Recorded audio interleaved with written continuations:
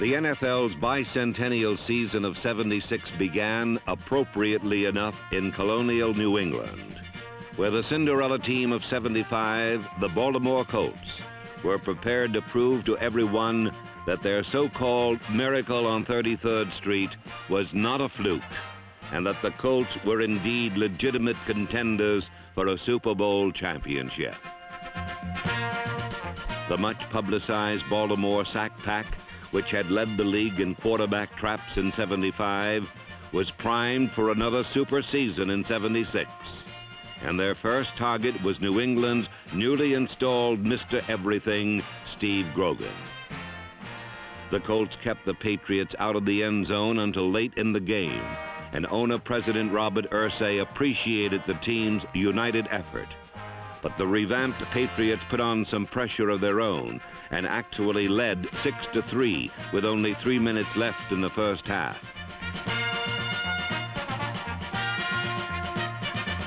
Then quarterback Burt Jones hit Glenn Dowdy for 2 touchdowns in 41 seconds to break the game open. And the Colts emerged from the pressure cooker with a hard-fought 27-13 victory.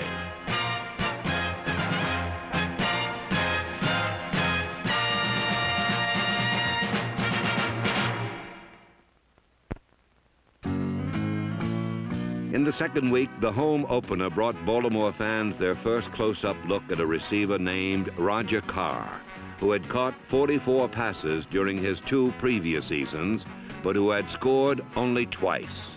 But then, in one glittering afternoon against the Cincinnati Bengals, Carr caught 6 more passes, good for 198 yards and 3 touchdowns.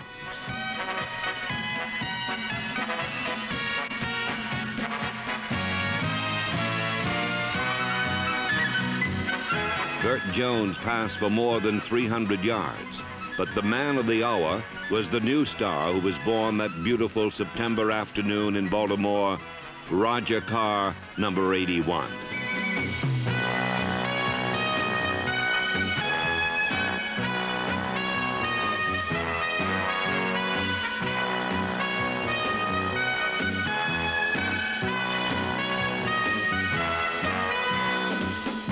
Baltimore outscored Cincinnati 28-27.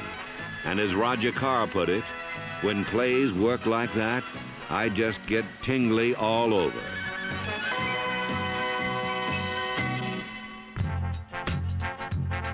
The following week in Dallas, Burt Jones and the Colts tingled in pain as a national TV audience witnessed Roger Staubach's best day as a pro. Dallas coach Tom Landry called it a near-perfect day. But it was almost not enough, as Tony Linhart kicked for a tie with 28 seconds left. But then, with just 3 seconds left, Efren Herrera untied it for the Cowboys, and the hottest team in pro football had beaten the Colts in what some saw as a possible preview of the Super Bowl.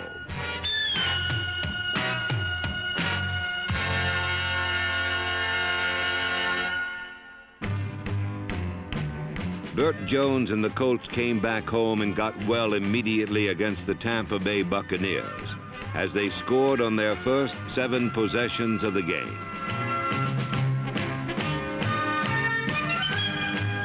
Roger Carr continued to leave defenders in the dirt as the Colts rolled up more than 450 total yards, about 1/3 of that on the legs of number 26, Lydell Mitchell, and Baltimore romped to an easy 42-17 win.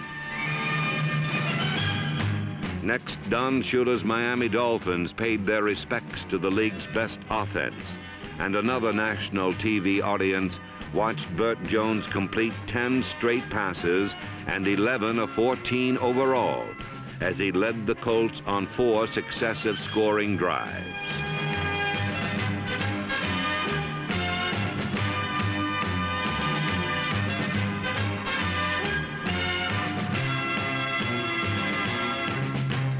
In the second half, with a 28-14 lead, the Colts turned loose the pass rush against Earl Morrall and the Dolphins and preserved their 3rd consecutive victory over Miami.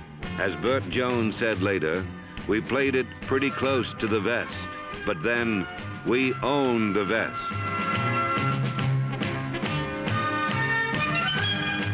The next week in Buffalo, the league's hottest passer continued to burn the opposition.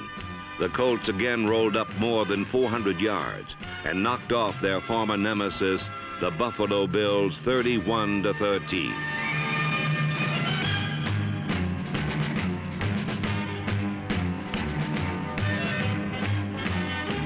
With 3 consecutive victories, the Colts headed into New York, where the Burt and Roger show this time accounted for more than 200 yards, including 2 more long touchdowns.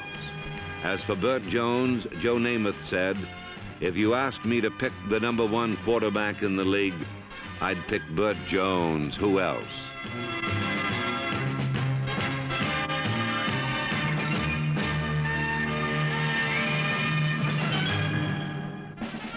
At mid-season, the Colts were alone in first with a 6-1 record and ready for a Monday night encounter with Dan Pastorini and the Houston Oilers.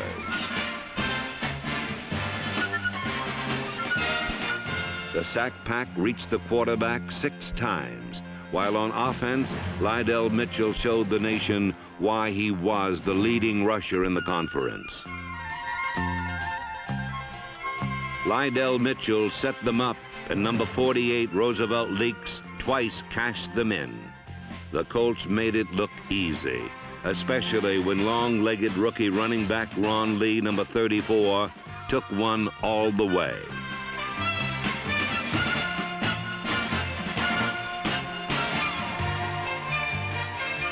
The Colts impressed everyone as they easily downed the Oilers 38-14.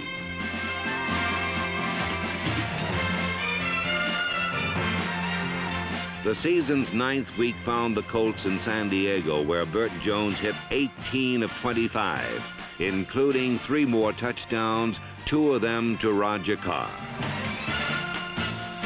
The Baltimore offense piled up almost 500 yards, more than 200 of which were attributed to the silky smooth running and receiving of Lydell Mitchell. Backup quarterback Bill Troop mopped up with a touchdown run of his own.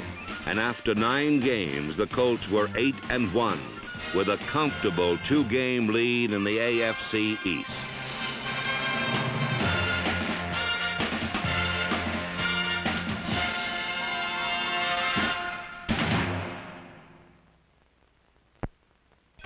In Week 10, the Patriots came to Baltimore for their rematch with the Colts, which was billed as a duel between the Jones-Carr connection and New England's 3-4 defense, featuring the best young cornerback in the league, Mike Haynes, number 40. Roger Carr caught 3 passes for 86 yards, and his 9th touchdown of the season gave the Colts the early lead. But then things started to turn in New England's favor. A second Carr touchdown was correctly ruled out of bounds. And then the Patriots decided it was time to put some pressure on the game's best passing combination. The result was that cornerback Mike Haynes came out looking as though he should be voted Rookie of the Year, which of course he eventually was.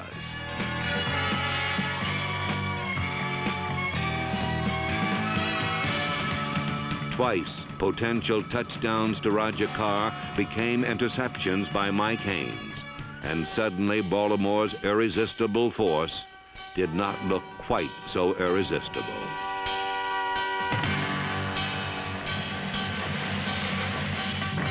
The Patriots won 21-14, and the Colts' 6-game win streak had finally ended. It was now time to play what Coach Ted Marchibroda calls Colt football. We win on offense, on defense, on special teams, with whatever it takes to win. And the following Monday night, the special teams made the difference in Miami.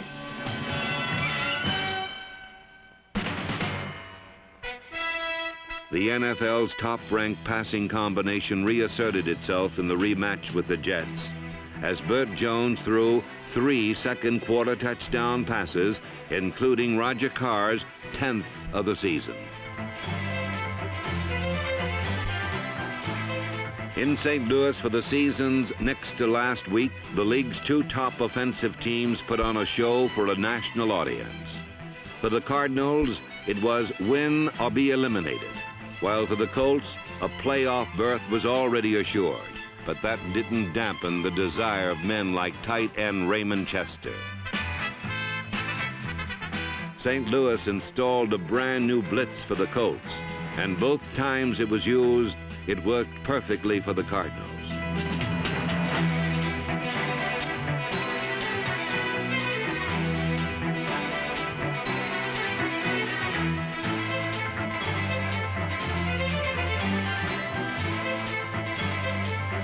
The red-dogging Cardinals desperately forced and recovered 4 fumbles, and those 4 fumbles made the difference in an otherwise even contest.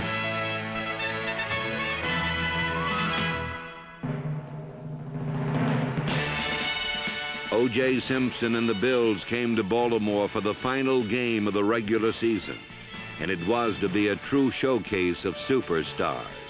For his part, the man they called the Juice wrapped up yet another NFL rushing title.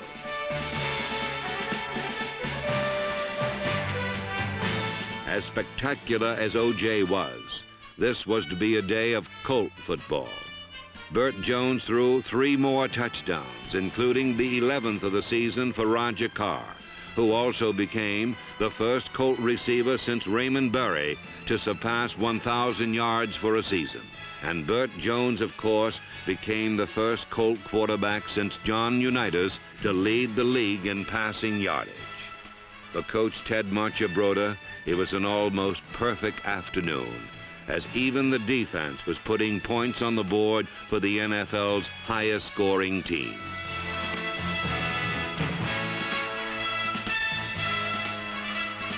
In all, the Colts scored a club record 58 points as they prepared for the playoffs and a Pittsburgh Steelers team which many considered the best ever.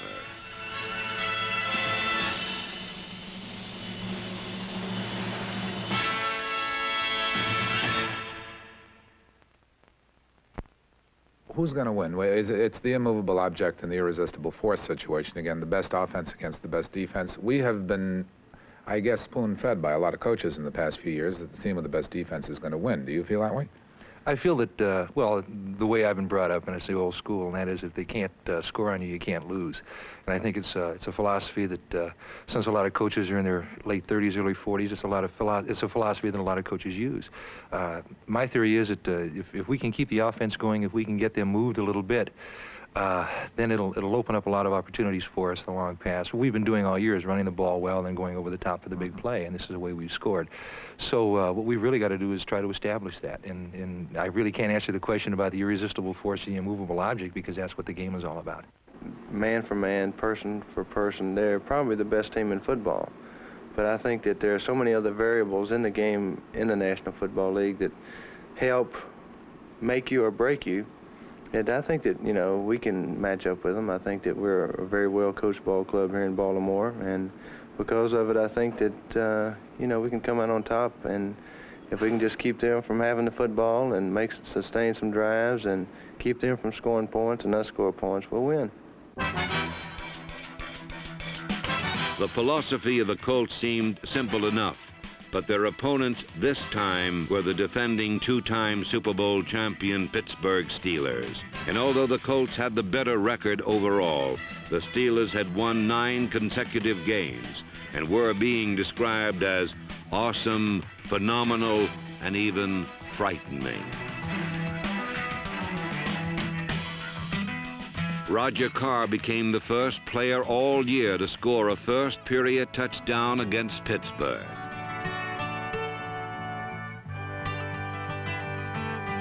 But when Burt Jones looked for more, the game's best defense closed down the game's best offense.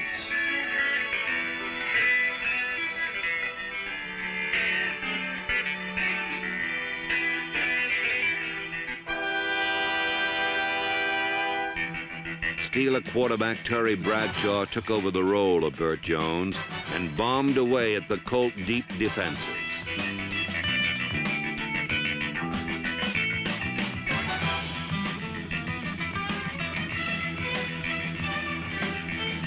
Bradshaw celebrated his return from an injury with one of the best days of his career as he led the Steelers to a resounding 40-14 victory.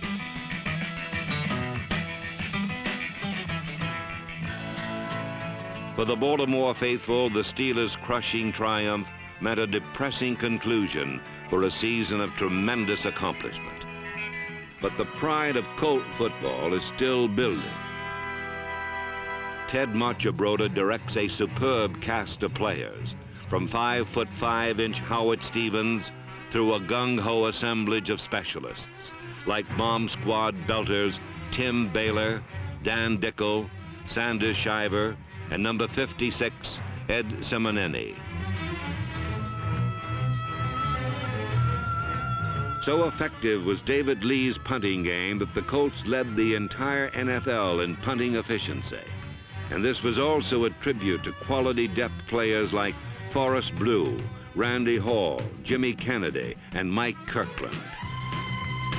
The defense was young and improving, but injuries in key positions kept the coaching staff hopping. One of the more critical of the Colts' injuries was to starting right cornerback Nelson Muncy, number 31.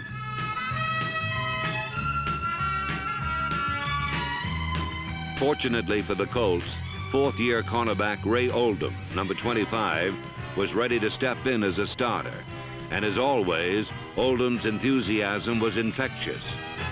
At the other corner was the steady 8-year veteran Lloyd Mumford, number 42. At free safety was number 20, Jackie Wallace, who led the team in interceptions with 5, and was also credited with 74 unassisted tackles. At strong safety was Bruce Laird, number 40, a man whose ability to stick people helped create turnovers for the ball hawks of the Colt defense.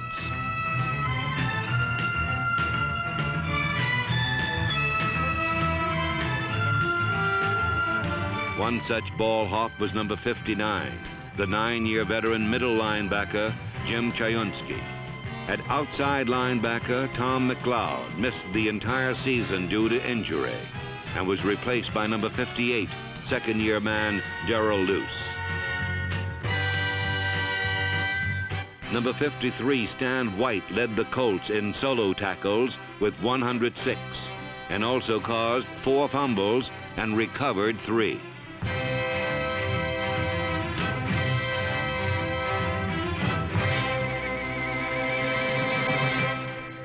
Third down and long yardage. That's the situation that opposing quarterbacks dread, while the Baltimore sack pack savors every opportunity to pillage an enemy pass pocket. 57 times the quarterback was felled as the Colts led the conference in this department for the second straight season. New additions to the pack were number 1 draft choice Ken Novak and number 73, second-year defensive end Ron Fernandez. At defensive tackle, Joe Ehrman, number 76, continued to spend much of his time in the opposition's backfield. And if right tackle Joe Ehrman couldn't get through, chances were good that left tackle Mike Barnes would.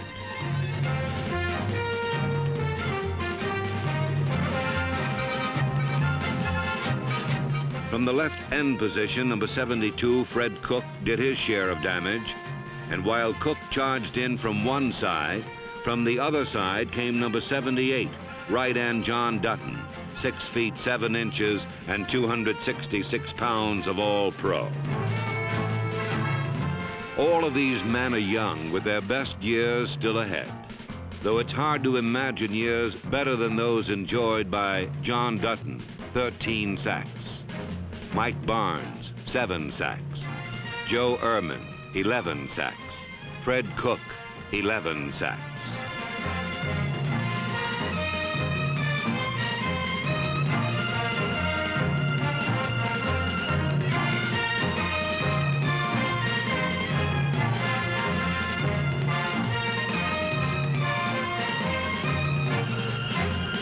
With men like these, Vice President and General Manager Dick Szymanski and head coach Ted Marchibroda have the solid foundations upon which to build Colt championships of the future.